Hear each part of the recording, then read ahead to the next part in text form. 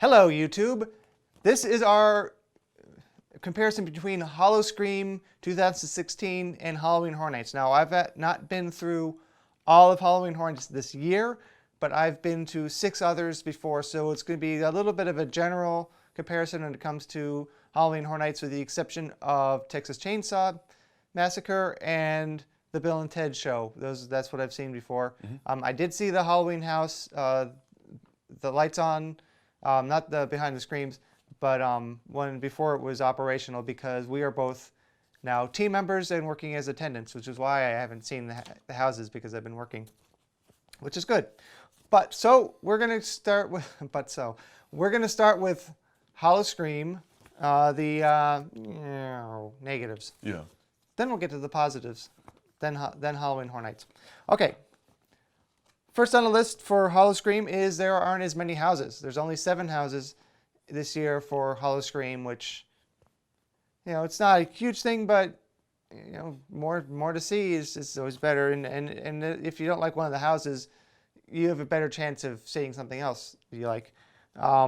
Only 2 of the houses this year are new. The rest are returning, so kind of stale. But that is why it's called Howl-O-Scream Evil Encore, because, you know, a lot of the houses are returns. My understanding is this happens a lot, though, because it's not the first time that some of these houses have returned. So another one is, this is going to be kind of a positive and a negative. You'll see. Right now, the negative side of it is there's a lot of walking involved, more than Halloween Horror Nights. And that's not just being lazy. I'm saying the fact that you waste more time walking and you have less time to see the houses. But, you know, I guess there's only 7, so. Also, in my opinion, at least, it copies Halloween Horror Nights a lot. I mean, Halloween Horror Nights was going for 10 years before this even started.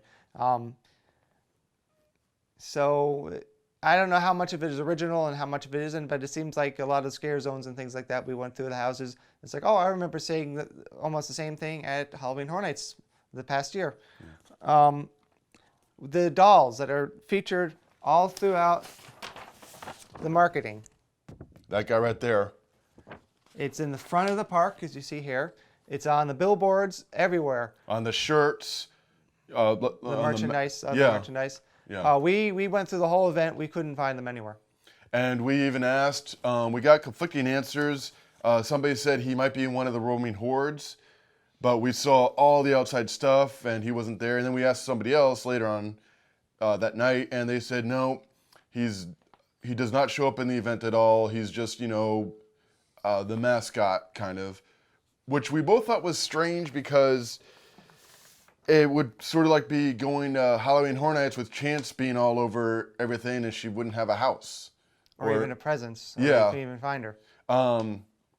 It doesn't break the event for us.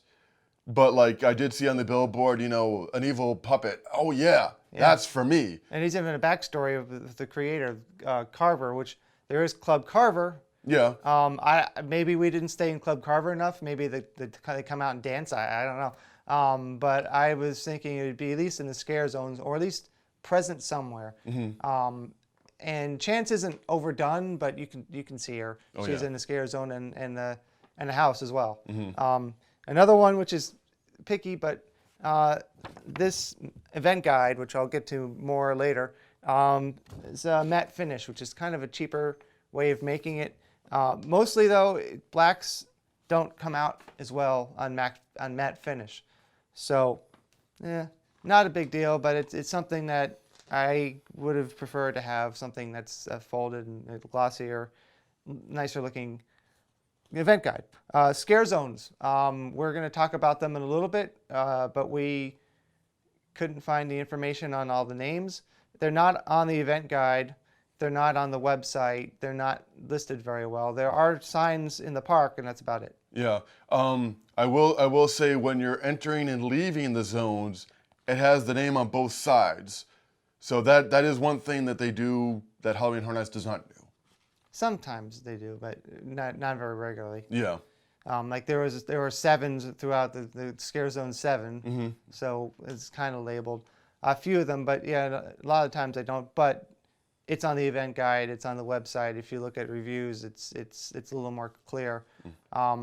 The only thing I found is the playground was on one of the review sites, and in the middle of that review site was an ad for Halloween Horror Nights, which is kind of funny. Yeah. But that's that's what the marketing people get paid for, is to put in those keywords. So when it pops up with a review of Howl-O-Scream, they say no, come over here instead. The Serengeti Outlook is a plus for the park. It's a really nice restaurant.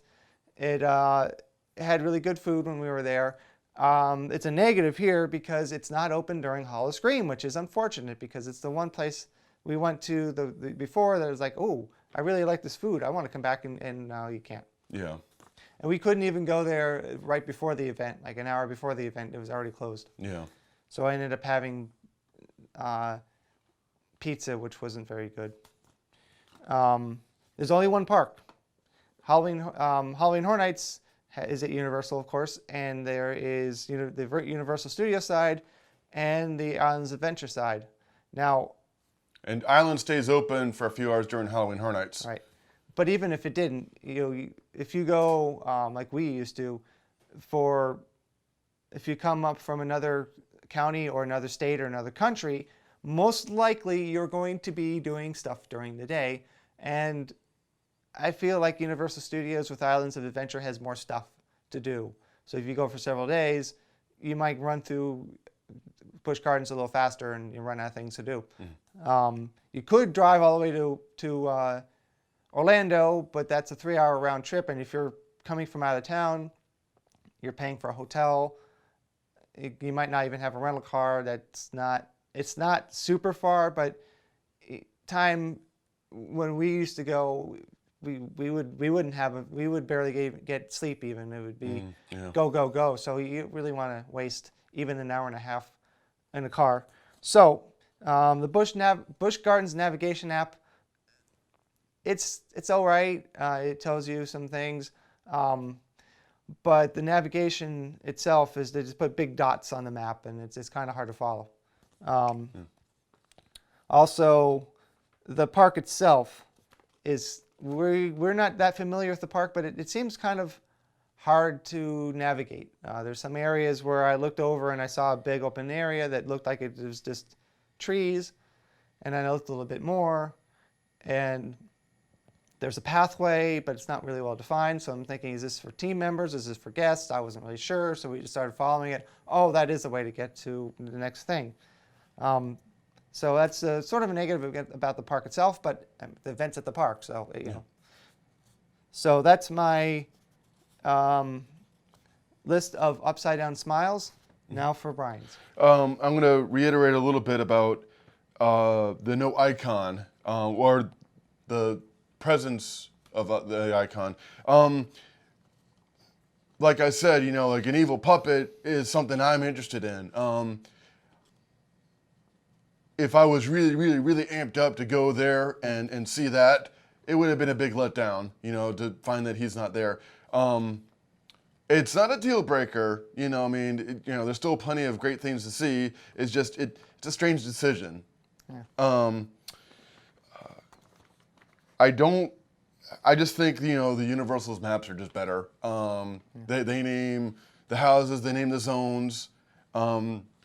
They tell you exactly what rides are operating and what restaurants are open, all that stuff. So the map is fine. I mean, at least it has the red zones, so you say, okay, well, I want to go here. And then when you get there, you find out, okay, I'm at the wasteland, I'm at the playground. I will say the park navigation isn't quite as good. Just Halloween Horror Nights has more signs saying, this is this way, this is that way. There are 2 rotating screens that show wait times for the houses and the rides. I think Howl-O-Scream only has 1. But I mean, all this is kind of nitpicky. The one thing I don't like, and is just heavy zombie theming. I'm just a little sick of zombies. It's a personal thing. I know zombies are huge right now. A lot of people are really into zombies. And it's just, all the zombies this and zombie that, and, zombie hunters, and... Even though you do have one favorite. Yes, that is true. His name is Robert. Robert Zombie. Oh, yes. Rob Zombie, yeah. But it's just, to me personally, zombies are a little bit overused. It's even become kind of normal now, but that's not many negatives, because it's still a great event. But that's what I've got. Yeah. It is a staple, but I mean, there's a lot of other things you can use too. Yeah. Okay, so now my upside down frowns. Opening weekends, very light crowds. I don't know if this is the way it is throughout the whole event. It was called Freaky Preview. Again, I couldn't find out what that means. I thought maybe that meant that it was like not fully open, or it was like a little bit of a rehearsal or something. Busch Gardens did tweet back to me like 3 hours later telling me what it means, but we were already at the park. I mean, maybe it's that way throughout the event, but yeah, we had a much easier time just even moving around. My theory is that because it's a bigger park, maybe if it was exact same number of people in both parks, it would feel tighter at Universal Studios, because Universal Studios had the brilliant idea of not buying enough land, so everything is cramped. I don't know if that's the case, but that's what it feels like, that maybe it's partly because it's so spread out, so that even the same number of people seems less crowded, or it could have been because it's for Freaky Preview. We're going to do another a video like this next year after we've gone to a second year of the Halloween event at the Howl-O-Scream event, and then of course we'll be up to number 8 for me for Halloween Horror Nights. Another thing, with one exception, you remind me of this last time when we were doing another video. With one exception that I saw, there are no house attendants in Howl-O-Scream. Maybe it's because it's lighter crowds, I don't know, but there's nobody doing what we have to do as our job, unfortunately, when we're in the house, and telling you, move along, I need you to come here, move along, don't stop. So you can't really enjoy the house. You kind of set your own pace. If they did that at Halloween Horror Nights, the lines would be even more ridiculous than it is. So unfortunately, you have to, but they don't. In this, the only one was a zombie mortuary, I believe. Dead Water Bayou. There is a funeral scene where you have to go under something, and there has to be an attendant there, or a spotter, as we call them in Halloween Horror Nights, to tell you, go this way and under this thing. Because then too many people would get there and they're like, where do we go? Which is understandable. So that's the only one that I saw. But other than that, they're not usually there pushing you along like cattle, which is nice. The Fiends show is their version of the Bill and Ted show, in my opinion. It had a stronger plot this year, even though it was kind of lame. It was a stronger plot, I believe. Video recording at the Fiends show doesn't seem to be a problem. I saw someone just sitting there blatantly with their phone. I mean, their camera is like a point-and-shoot camera, just holding it, shooting video. They did not make any announcements before the show started. It just, the lights dimmed, we went, woo, and the show started. Now, at Bill and Ted's, if you're pulling your phone out, even for a selfie, there will be people on you in less than a minute. Telling you might have to leave the park. Yeah. They're very, very hardcore about it. Maybe Howl-O-Scream kind of encourages it. We don't know. I mean, we're brand new to it. If they don't encourage it, they don't discourage it. They don't seem to care. Yeah.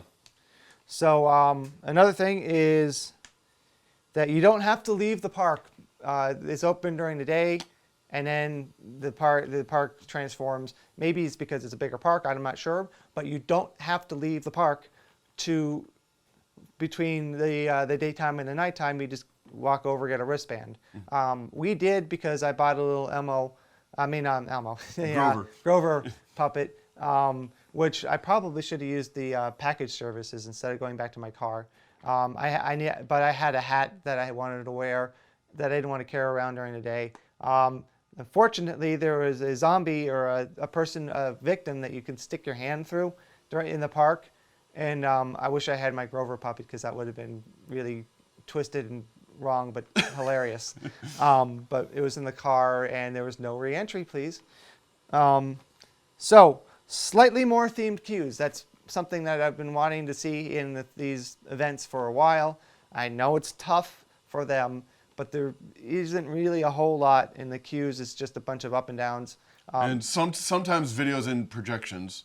If I think it's if the lines are long enough, but the videos are just overall for the event. It's not tied in. I mean, yes, the houses have sound effects and a really cool facade, but this year there was since we're not doing spoilers, if you don't want to be spoiled, cover your ears for like 5 seconds. There was an animatronic in one of the houses in the queue, which was the Black Spot. Was the name of the house, and it was really cool. Yeah. So I'm hoping to see more of that. It's a brand new house, so I think it's a brand new thing, and I hope that this is one of those things I hope Halloween Horror Nights copies. Also, the Fiend show is an indoor show. It's an indoor theater. It's like a place with restaurants and a common area to sit to eat, and then there's a theater, and they extend the stage. Because of that, the fog does not blow away, and it makes the lighting way more effective and cool. Because if they shine a whole bunch of beams of light across the stage, and there's no fog, all you see are spots on the floor, and it's not as effective. Yeah. So because it's indoors, the fog hangs around, and it looks really cool. Crash Test Zombies, more zombies, but it's an interesting way of reusing a ride that's already there. So it's not my thing, but it's cool. Yeah. So it's an interesting idea. You cannot, now this is a positive for me. I know some people are like, ooh, boo. You cannot buy smoked turkey legs at Howl-O-Scream. I find it more repulsive to walk past the stand at Halloween Horror Nights with the turkey legs than I did walking past the elephants. And yes, the elephants poop, remember. That's not as nasty smelling as the turkey legs to me. So, yay, Howl-O-Scream, no smelly food. Low quality food, but at least it's not smelly. All right. So I'm going to reiterate the smaller crowds at Howl-O-Scream, which meant shorter lines. On that billboard for the wait times, we only saw one 60-minute line, which at Halloween Horror Nights is maybe like, 60 minutes, man, we better get in there, before it goes back to 2 hours. And then the 60-minute line didn't even last long. We came back like an hour or an hour and a half later, and it was down to 35 minutes. So that's awesome. Because of the smaller crowds, the scare actors out in the zones and even in the houses can interact with you. We had a few, especially the insane asylum inmates, were all talking to everybody coming through. A few people in the houses talked to us, in character, of course. But I like that kind of thing. It's a little more immersive. Howl-O-Scream has very interesting concepts. Highlights for me were the playground, Motel Hell, and the Circus of Superstition. All the houses were very strong, all the scare zones were very strong, but those were the personal highlights. I really like some of the concepts that they've got going. It's also a high quality event. It's I think Halloween Horror Nights has a little bit more of an edge, yeah. But it's a great event. Everything is amazing. The scare actors pour themselves into their roles and try to make everything great for all the guests. And because of the smaller crowds and shorter lines, we were able to do every house, every zone, the show, and even repeat 2 houses and a zone, yeah, all in one night with a regular ticket. We did not do the Frontline Fear. We were thinking about it, and it was an extra $50, which isn't too bad. But we said, well, let's just go in, and if it gets ridiculous, then yeah. But we never did. Now it could be because it's opening weekend. I don't know. But you cannot do that at Halloween Horror Nights on a regular ticket. Not even. We tried even opening weekend. First day of opening weekend last year, we had the Halloween Horror Nights Express Pass, and we got through everything. but without a whole lot of time at the end, maybe Yeah. like a couple of hours at most. And we also did the pass holder event, so we were in about an hour early. yeah. So that is definitely a positive where you can go see a regular ticket and you don't need to, like really be like, no, we don't have time to get a drink. We got to go. Yeah. And also there's dark zones outside for more effective scares, especially the werewolf zone. Everything's like pretty dark and sparse. So you're like, almost like, well, what's going on in here? All of a sudden you hear a loud clack from the bushes and you realize like there's people like in camouflage hiding in the bushes. Yeah. That's a positive because, you kind of, oh yeah, nothing's going on. You let your guard down, then whoa. Yeah, those are my Howl-O-Scream positives.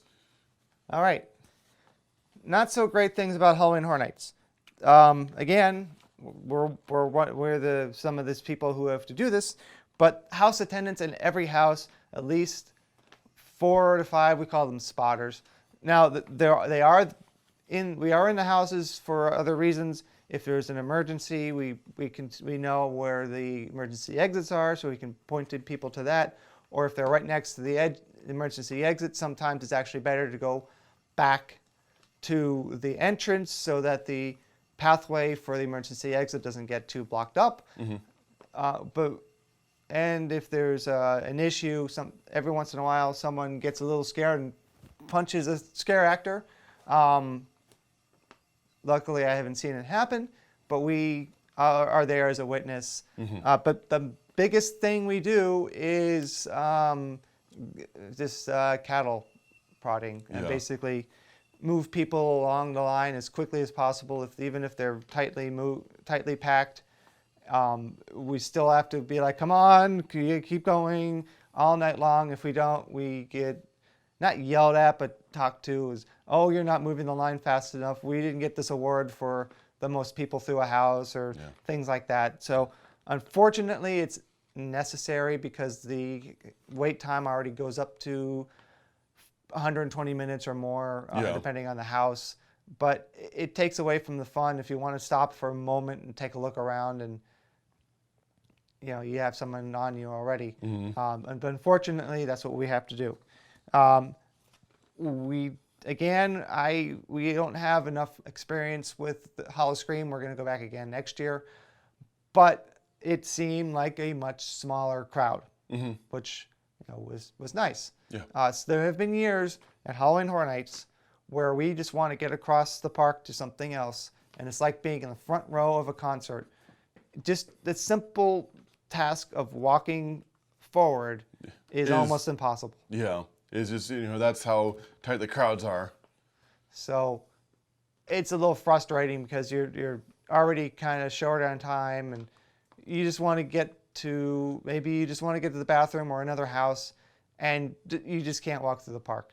So another thing is it's really loud. What? It's really loud. Oh, yeah. So basically what I mean is that throughout the common areas of the park, there's always music blasting, and they have some audio from the icons, which is, it's kind of cool, but it's just a little too intense. The houses, the music and the effects are a little bit too much. Like when I'm working at the Texas Chainsaw Massacre house, sometimes as a spotter, I see a regular line of people with their fingers in their ears. I'd say up to 50 to 60% of the people, I might be overestimating, but a significant number of people are walking through with their fingers in their ears because it's so loud. So that means to me that they are not appreciating the volume level. Now, if it was really loud, and I'm just a very young, grumpy old person saying, "Arr!" and everybody's like, yay, loud! That's one thing. But if that many people are covering their ears, to me, that means that it's just too loud. People don't want it to be that loud. Now, as house attendants, we are required, not suggested, required to wear earplugs inside the house. And as a guest, and you have as well, the past few years, just passing through the house 5-6 minutes, we put on earplugs because the volume is so intense that even just a few minutes in the house my ears are ringing, and that's no fun. Yeah. So I suggest that they lower it to the point, to just enough that people aren't trying to block their ears, and you can have a conversation outside. The other thing is, it sounds in the park, when the park opens and there aren't any guests yet, it sounds to me like the music is pumped up so much it's distorting, and that's no good either. And then the problem is that once the music is loud, then everybody else talks loud, and then it gets even louder. And as a greeter at the front by the sign, I have to yell to say hi to people, because even if they're a few feet away from me, it's hard to hear. The Walking Dead keeps coming back over and over and over again, even though it's a completely different maze. One of the things I love the most about Halloween Horror Nights is its freshness, and the more times that Halloween Horror Nights has The Walking Dead, the more times something else isn't there. Even though there are, as of last year, there are 9 houses, it's still taking up one space and keeping something else from coming in. So I'm hoping this year is the last year for Walking Dead, but probably not. Finally, the other half of that is Bill and Ted is in what is normally the Fear Factor Arena, or the theater. I'm not sure exactly the specific name, but it is stadium seating with the stage and a roof. That's it. So I don't think they put enough fog into the arena around the stage area to begin with, but even when they do, it even a light breeze blows it away, which unfortunately Universal Studios can't do a whole lot about. I mean, they'd have to hang giant tarps on each side, and if it's too windy, they might blow over, and so.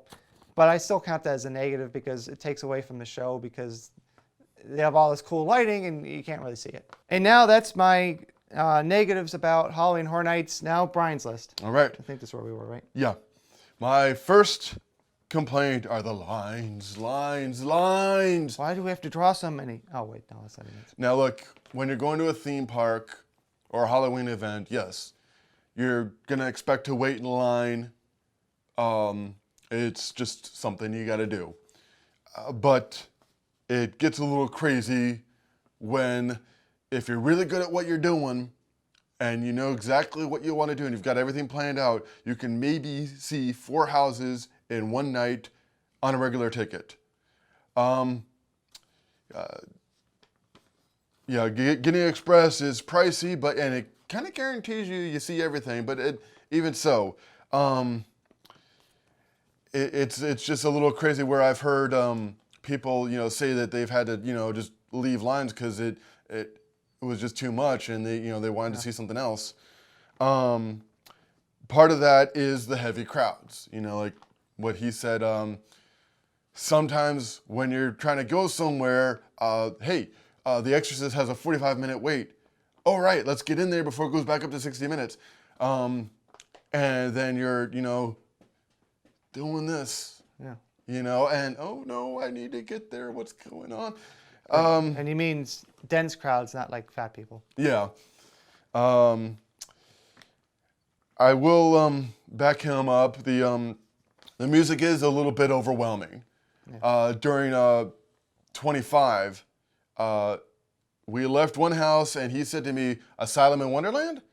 And I thought he said salad. And I'm like, huh? Salad? He's like, no. Asylum in Wonderland. I'm like, oh yeah, let's go.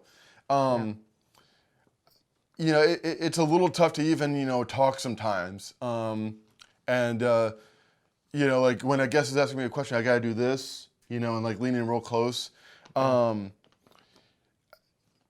get what they're doing, it's to pump up the crowd, and inside the houses, the loud noises get you startled and on edge, but it could be turned down a little bit. Yeah, and the thing is, like, there's a difference between a startle and a constant noise. Yeah. That's just bordering on hearing damage.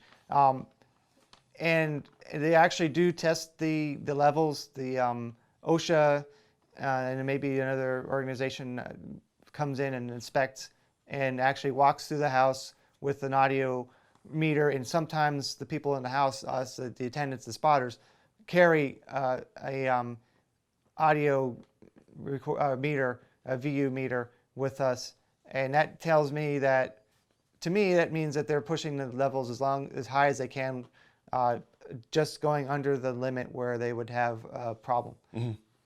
And my last complaint is Halloween Horror Night plays it a bit safe. Yeah.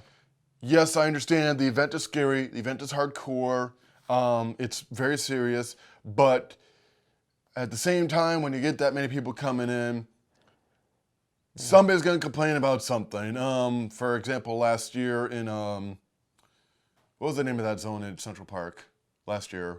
The Voodoo Zone. Oh, that wasn't last year, but it was 2 years ago, wasn't it? Okay, yeah. Well, they actually had a show in there where there was a voodoo human sacrifice. That lasted maybe opening weekend, and then... We never even got to see it. Yeah, somebody complained hard enough that they removed it, but they left the shack. I said maybe, I don't think it was last year. Maybe it was last year. After so many events, it gets kind of... I think you're right, it was 2 years ago. But that's one of my examples. Yeah.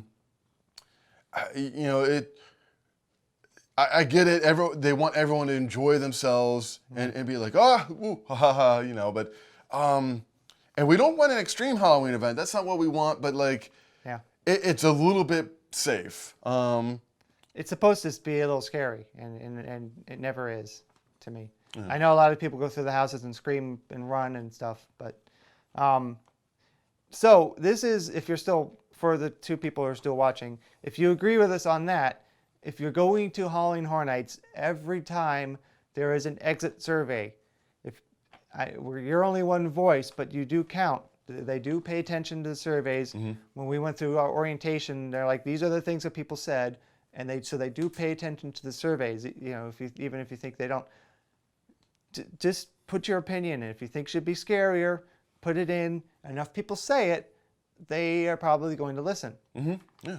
Of course, the other half of it is as long as the crowds show up, the crowds show up. But they will listen because they want people to enjoy the event. Yeah. Because if people don't enjoy the event, they're going to tell other people that it was no fun. Yeah. So, yeah, that's my little thing, you know.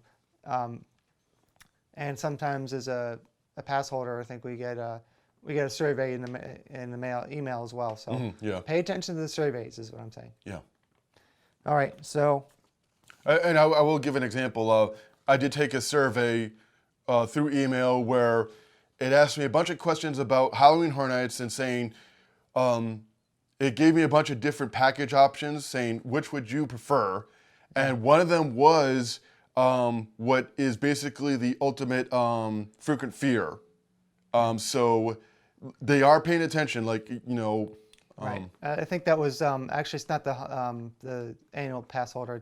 We did the frequent fear pass, so I think that's the people who get the survey. And survey says, actually, it's more. Right. So that is your list of negatives. So now, things we like about Halloween Horror Nights. First, it's fresh every year. Even with the Walking Dead coming back, there's always a new Walking Dead maze. The only time they've ever done something differently is the American Werewolf in London came back exactly as it was, but that was only once. Yeah. There are sequels, which I think is a great thing, yeah. But it's always a little bit different.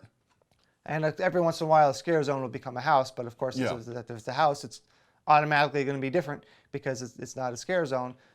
Bill and Ted has recurring themes every year, but like they always play "We Will Rock You," but it's only a few seconds. They always play the same song when they come in, but it's only a few seconds. But overall, the characters are always different. The same actors play the characters, which is kind of cool because they're really good, but they're completely different actors. Different characters. Bill and Ted are the only returning ones. But there's always an opening number, just like Fiends, but it's not the same song. There's always a closing dance, a bunch of different songs put together, and they dance to it like Fiends, but it's a different song. It's not the same every year. Because they always do the time warp again at the Howl-O-Scream, and it seems, from what I saw online, it seems to be the same exact characters every year. Which I like. I personally like that. They've got their own lore going on. Yeah, so I'd rather see a show where every character is different every year. So There are more houses based on, well, actually, all of Howl-O-Scream seems to be original. A lot of the houses at Halloween Horror Nights are based on movies or TV shows, which makes sense because it is a movie studio that owns it, which is pretty cool because like in the Texas Chainsaw Massacre house, there is a room which is very faithfully recreated from what I saw in the trailer. I haven't watched the movie, but this is common. It happens all the time that they put the rooms together. The door is this place, and the decorations. And so if you're a fan of the movie, you're probably going to Halloween Horror Nights because it's awesome, but maybe because you like the movie and you're like, oh my gosh, I'm standing inside the movie. Yeah. So that's really cool. And I'll give another example of that. When they had the house for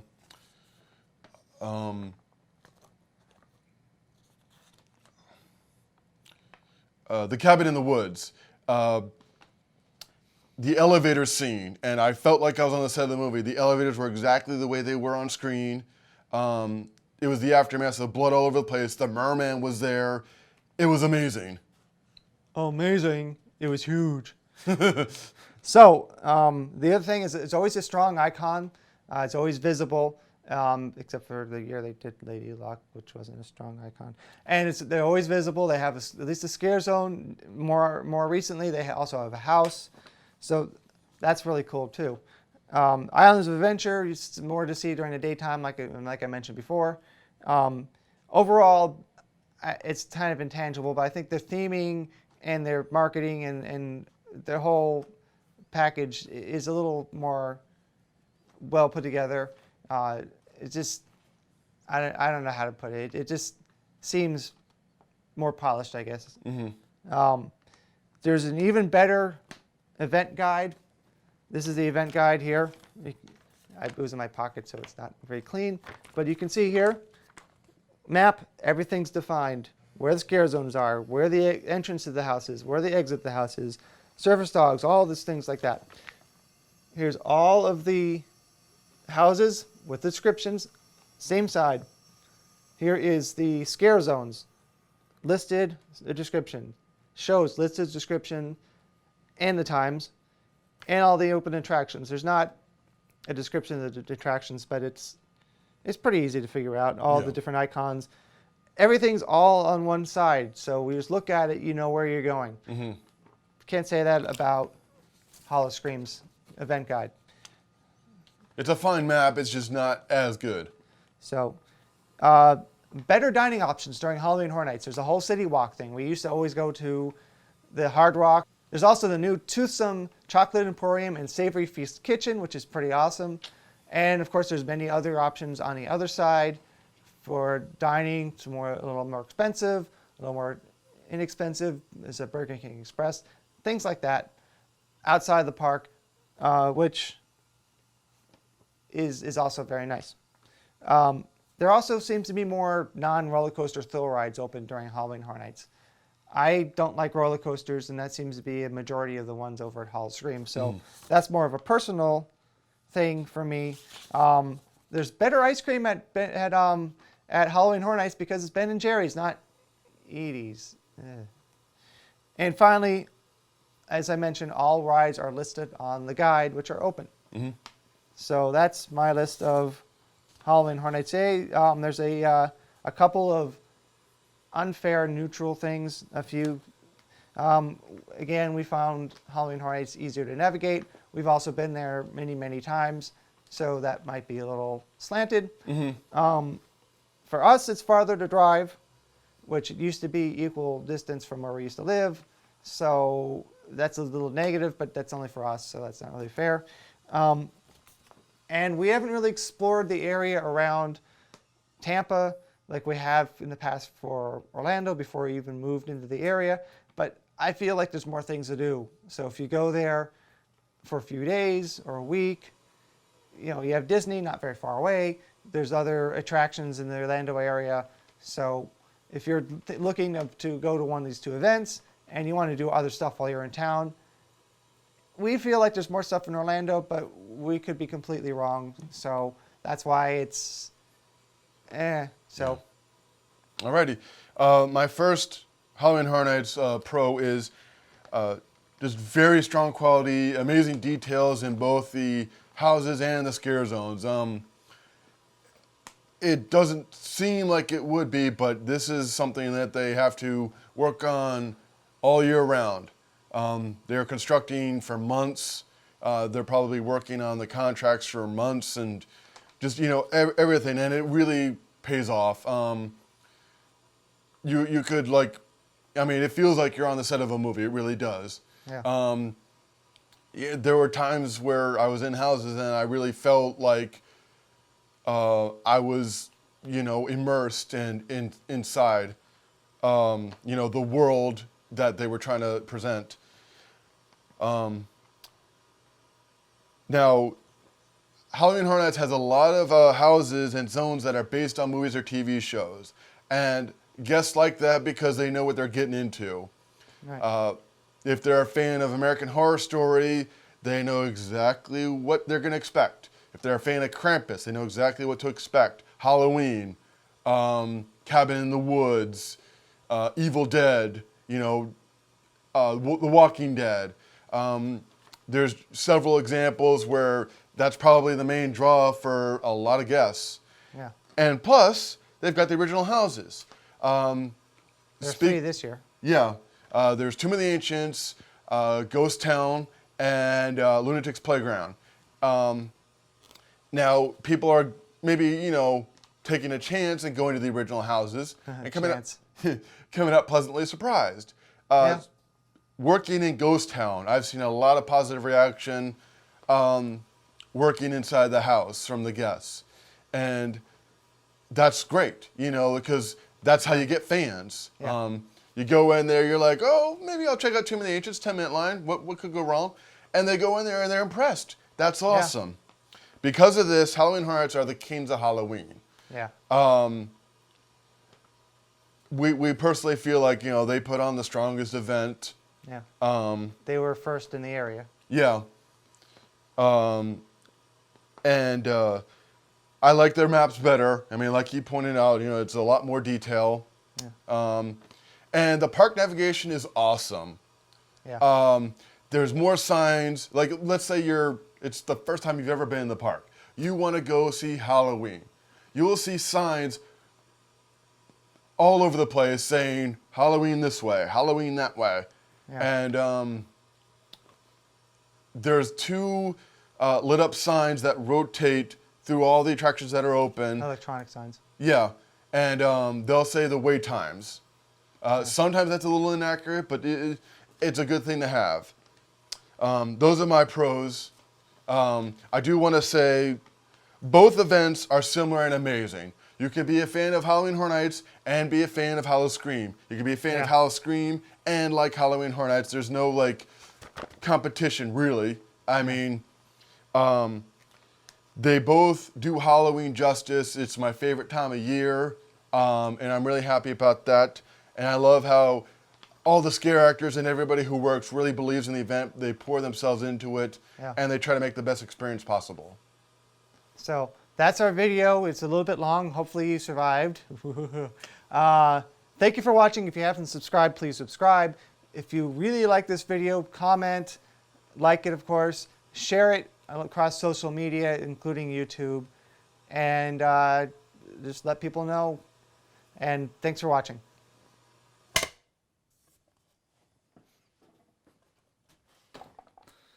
All right, so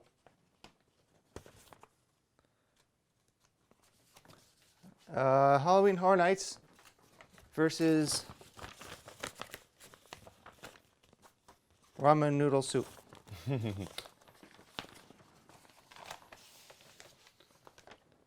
Take 2. This time, hopefully without camera errors. So, Howl-O-Scream negatives, your negatives, and like we did, except I'm going to try to not forget your list this time. Even though I could have fixed that in editing. You don't stop working. You don't stop working.